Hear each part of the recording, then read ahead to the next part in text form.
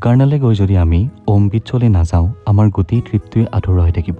সেইকাৰণে second day আমি ৰাতিপুৱা ওলাই গ'লোঁ ওম বিচৰ ট্ৰেকটোলৈ বুলি।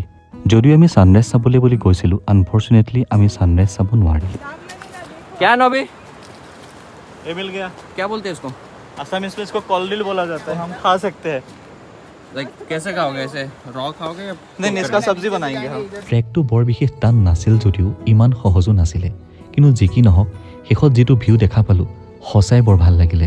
তাত আমি নাচিলোঁ, অলপ ফূৰ্তি কৰিলোঁ আৰু নিজৰ লগত অলপ সময় পাৰ কৰিলোঁ।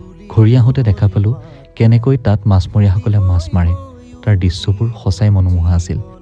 মনত সাঁচ বহাই থৈ যোৱা বহুতো স্মৃতি লৈ আজিলৈ আপোনালোকৰ পৰা বিদায় লৈছোঁ।